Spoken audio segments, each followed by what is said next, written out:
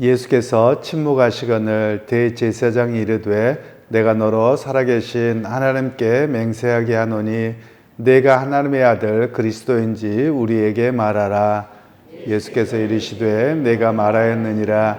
그러나 내가 너희에게 이르노니 이후에 인자가 권능의 우편에 앉아 있는 것과 하늘 구름을 타고 오는 것을 너희가 보리라 하시니, 이에 대제사장이 자기 옷을 찢으며 이르되 그가 신성모독하는 말을 하였으니 어찌 더 증인을 요구하리요.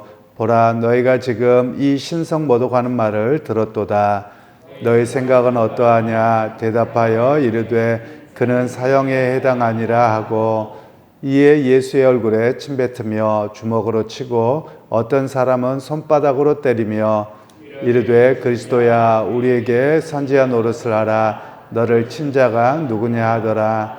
베드로가 바깥들에 앉았더니 한 여종이 나와 이르되 너도 갈릴리 사람 예수와 함께 있었도다 하거늘, 베드로가 모든 사람 앞에서 부인하여 이르되 나는 내가 무슨 말을 하는지 알지 못하겠노라 하며 앞문까지 나아가니, 다른 여종이 그를 보고 거기 있는 사람들에게 말하되 이 사람은 나사렛 예수와 함께 있었도다 하며, 베드로가 맹세하고 또 부인하여 이르되 나는 그 사람을 알지 못하노라 하더라.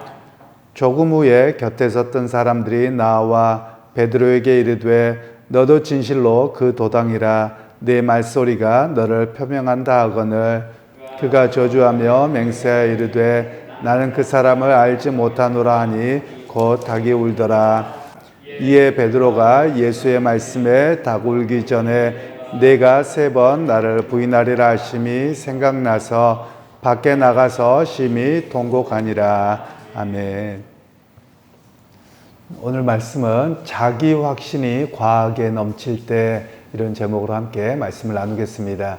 먼저 앞부분에 63절에서 68절의 말씀은 예수님께서 가야바 법정에서 신문을 당하시는 그 내용이 담겨져 있습니다. 그 신문의 내용 중에서 너가 도대체 누구냐라고 이야기를 할 때, 너가 그리스도냐라고 할 때 네가 말하였도다라고 하므로 예수님께서 자신의 정체성을 분명하게 드러냅니다. 다른 대부분의 신문에 대해서는 예수님이 침묵하고 계셨지만 자신의 정체성에 대한 이야기 때는 분명하게 말씀하셨던 내용입니다. 오늘 이 말씀을 통해서 우리에게 이렇게 적용할 수 있습니다. 우리가 세상을 살아가다 보면 때로는 침묵할 때가 있습니다. 우리가 어떤 일들을 잘하고 자랑할 거리가 있음에도 불구하고 그리스도인이기 때문에 침묵으로 조용하게 사명을 감당하지요. 그런데 우리의 정체성을 물을 때는 분명하게 나는 그리스도인입니다 해야 됨을 우리에게 말씀합니다. 많은 경우에 보면 자신의 정체성을 물을 때 모른 척 해버린다. 그러면 아니 되는 겁니다. 결국 믿음을 온전하게 시인하는 것이 아니기 때문에 그렇지요. 바로 그런 면에서 오늘 우리에게는 첫 번째로 나는 그리스도인입니다라는 정체성을 분명하게 갖고 살아가야 됨을 이야기합니다. 그리고 이제 두 번째 69절에서 75절 말씀에는 베드로가 바깥들에 있다가 여종이 베드로를 알아봅니다. 그래서 너도 예수님과 함께 있었다라고 하고, 그랬더니 아니라고 부인하죠. 그리고 두 번째, 세 번째 그렇게 부인하게 되는 내용이 나옵니다. 그러면서 네가 말하는 걸 보니 그와 함께하는 도당이라 라고 이야기를 하는데요. 그가 말하는 것은 뭐냐면 갈릴리 사투리를 썼기 때문에 그렇습니다. 유대 말과 갈릴리 말에 차이가 조금 있어서 사투리가 있죠. 우리도 일반적으로 사투리 있는 것과 같습니다. 그런 가운데 베드로가 예수님을 끝까지 부인하고 나갔다가 마침 닭이 울었습니다. 그래서 그가 슬피 울면서 통곡했던 내용이 오늘 본문에 나옵니다. 그러면서 오늘 우리에게 이야기하고 있는 내용은 그가 이전에 바로 그날이죠. 그날 물론 새벽이니까 전날이라고 말할 수도 있겠습니다만, 그가 겟세마네 동산에서 예수님 죽을 것을 말씀하실 때 절대 그런 일 안 일어날 거라고, 내가 목숨을 걸고 지키겠다고 그렇게 말을 할 정도로 강했던, 자기 확신이 강했던 사람입니다. 그런데 금방 예수님이 잡혀가는 것을 보고서 예수님을 부인하게 되는 그런 모습이 있더라라는 것을 오늘 성경에서는 말씀하고 있습니다. 오늘 그런 의미에서 우리에게 이 본문의 두 가지의 내용이 이렇게 이야기를 하는 겁니다. 첫 번째로는 심판을 하는 사람들의 모습을 우리가 보게 되는데요. 정당한 심판이 아닙니다. 왜냐하면 정답을 내려놓고 하거든요. 예를 들면 예수님에 대한 심판을 할 때 예수님의 정체성을 물었어요. 그래서 나는 그리스도라고 이야기했습니다. 그러면 그들이 해야 될 일은 구약 성경부터 해서 또 예수님이 말씀하시고 가르치는 내용들이 옳으냐 그르냐를 분명하게 판단하고 그 뒤에 결론을 내려야 됩니다. 그런데 그들은 예수님이 그리스도라고 말을 하는 그 순간 신성모독죄다, 사형이다 이렇게까지 이야기하는 것은 이미 그들이 결론을 내놓고 행하고 있는 모습입니다. 여기에서 우리에게 말씀하고 있는 내용은 어떤 사람들을 바라보거나 대할 때 어떻게 대하냐라는 것으로 적용할 수 있습니다. 즉 우리는 어떤 사람을 보면 선입견으로 대하기가 쉽습니다. 선입견으로 결론을 내리는 것이죠. 그래서는 아니 된다는 겁니다. 우리가 개인적인 친분의 관계에서만이 아니고요. 실제로 우리 한국 사회에서 보면 정치 영역에서도 그런 것 같습니다. 사람들마다 보면 정치 영역 그리고 또는 지역 감정 또는 뭐 이런 모든 것들에 대해서 보면 이 사람은 이래, 이 사람은 누구를 지지하니까 이 사람은 이래 라고 해서 또는 그 사람이 지역이 어느 지역 사람이니까 이럴 거야 라고 해서 선입견으로 먼저 판단을 하고 시작하는 모습들이 너무나도 많이 있습니다. 우리 그리스도인들이 가져야 될 자세는 아니고요. 사실 열린 마음이 있어야 됨을 우리에게 이야기합니다. 그래서 열린 마음이 있어서 그 사람이 말하는 내용이 무엇이고 그 사람이 행동하는 것이 무엇인가 그것에 대한 이해를 갖고 그 사람을 올바른 삶을 살아가며 인정해야 되는데 그렇게 하지 않는 모습들이 있습니다. 그래서 어찌 보면 이렇게도 이야기할 수 있습니다. 오늘날도 예수님이 오신다고 하면 가장 먼저 죽이자고 하는 사람들이 오늘 교회 지도자들과 교인들이지 않을까 싶습니다. 왜냐하면 내 생각하고 다르거든요. 내가 원하는 것과 다른 거예요.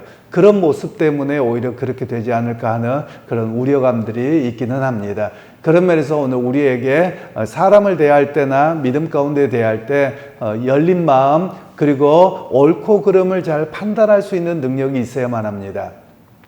우리가 보통 자녀들이나 손주들을 위해서 기도하실 때 하나님 앞에 지혜와 명철을 주십시오 라고 기도하지요.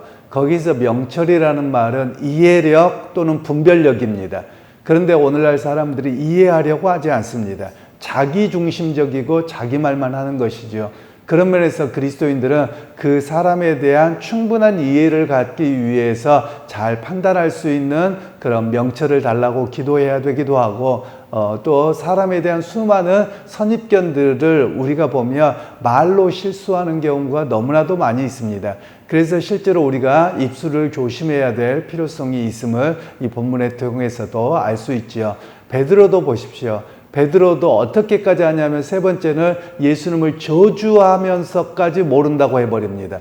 방금 그랬던 사람이 어떻게 이럴 수 있느냐라고 할 정도인데 자기 확신이 이렇게 강했던 사람이 자기에게 불리하고 자기의 삶을 조여오면 이렇게까지 부인해버리더라라는 것을 볼 수 있습니다. 물론 베드로가 나중에 예수님께서 그를 회복시켜 주시는 장면이 나오기는 합니다만 지금 현재 이 본문에서는 그런 모습이었음을 말씀합니다.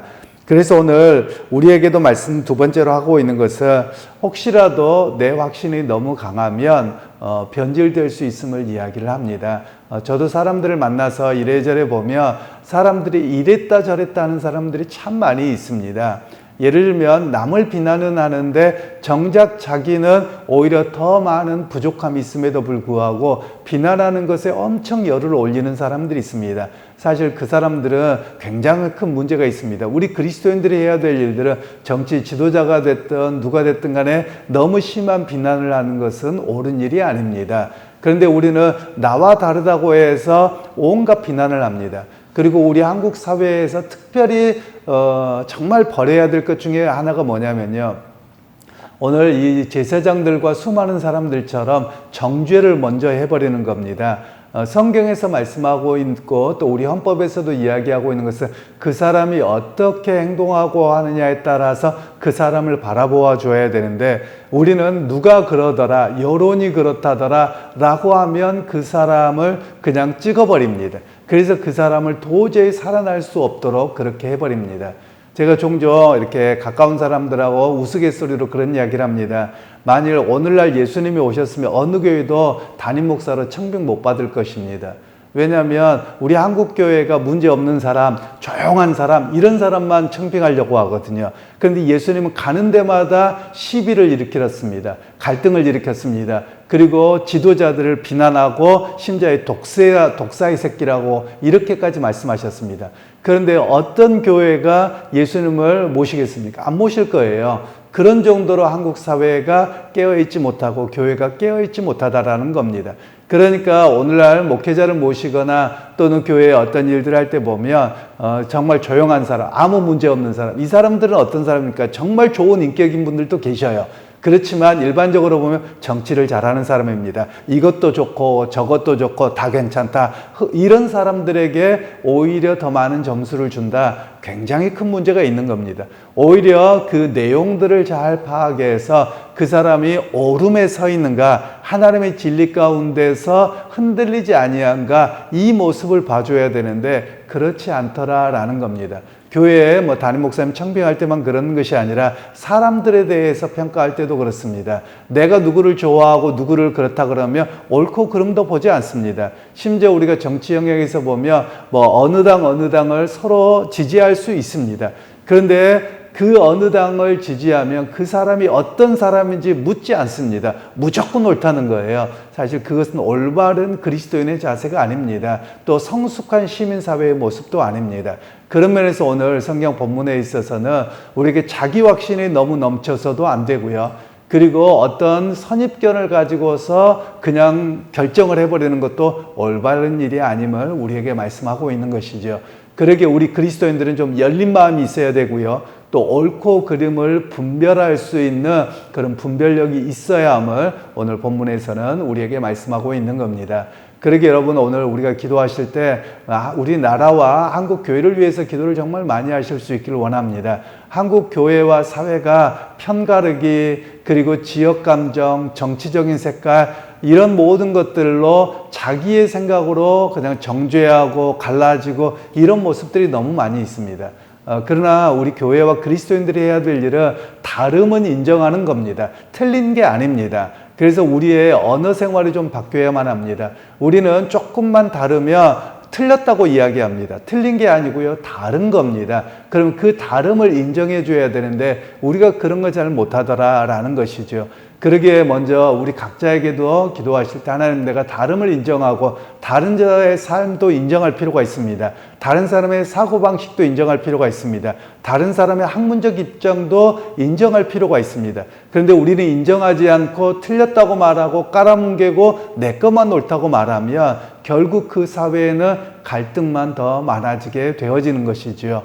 그러기에 여러분 오늘 본문의 말씀을 이렇게 적용을 하자면 하나님 우리 한국과 또 교회 안에 또 우리 가운데 넉넉함이 많게 하시고 또 배려함이 많게 하시고 이해력이 넓어지게 하시고 또 우리 그리스도인들에게 참다운 믿음을 따른 바른 분별력이 있는 우리의 모습이 되게 하옵소서. 우리가 이렇게 우리 나라와 또 우리 한국 교회를 위해서 함께 기도할 수 있는, 또 우리도 그런 열린 마음을 갖고 오늘 또 승리하고 사람을 대하는 우리 모두가 되기를 주님의 이름으로 축원합니다. 하나님 아버지, 오늘 대제사장과 또 서기관들, 장로들의 모습을 보면 그들이 열린 마음이 아니라 오히려 예수님을 잡고자 하는 마음으로만 먼저 결론을 내렸던 모습을 보았습니다. 또한 베드로도 자기 확신이 넘쳤지만 실상은 주님을 부인하기까지 했습니다. 어찌 이들의 모습이 우리의 모습이 아니라 할 수 있겠습니까? 하나님, 우리의 모습들을 이들의 모습을 통해서 다시 보면서 하나님 우리에게 열린 마음을 주시고 또 사람들을 대할 때 선입견이나 어떤 지역 감정으로 결정하고 정죄하는 것이 아니라 그들을 잘 이해하고 포용할 수 있는 넓은 마음을 허락하여 주옵소서. 예수님의 이름으로 기도하옵나이다. 아멘.